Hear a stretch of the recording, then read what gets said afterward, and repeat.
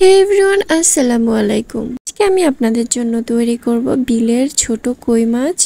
তো চলুন শুরু করা যাক। তো প্রথমে আমি কই মাছটিতে লবণ, হলুদ এবং মরিচের গুঁড়া দিয়ে মিশিয়ে কিছুক্ষণের জন্য ম্যারিনেট করে রাখবো। পরে এটা ম্যারিনেট করে রেখে আমি চলে যাব ভাজনা তৈরি করতে। আস্ত জিরা ভেজে এবং পেঁয়াজ তেলে ভেজে বেরেস্তা করে দুটো পাটায় বেটে নেওয়াকে আমাদের এদিকে ভাজনা বলে। আপনাদের ওইদিকে কি বলে জানাবেন প্লিজ।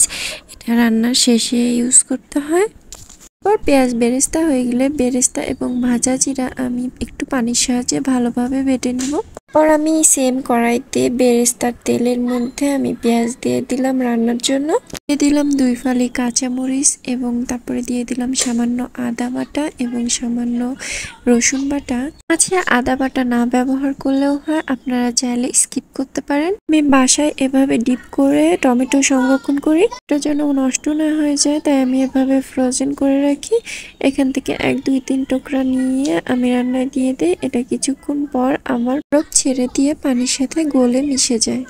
এরপর আমি পর্যায়ক্রমে সব মশলা দিয়ে দেব। দেখুন এটা খুব ভালোভাবে গলে গেছে। এখন আমি দিয়ে দিচ্ছি মরিচ গুঁড়া, হলুদ গুঁড়া এবং লবণ এবং সাথে দিয়ে দিচ্ছি জিরা গুঁড়া এবং ধনিয়া গুঁড়া। এখন এটা খুব ভালোভাবে আমি কষিয়ে নিব। কষিয়ে নেওয়া হয়ে গেলে এর মধ্যে দিয়ে দিব সামান্য পরিমাণ পানি, যেন এটা লেগে না যায় বা পুড়ে না যায় তলায়। এরপর আমি আরেকটু কষিয়ে পুরা পানি দিয়ে দিব। যতটুকু আপনি ঝোল রাখবেন ঠিক ততটুকুই পানি দিবেন, যার যার আন্দাজ মতো।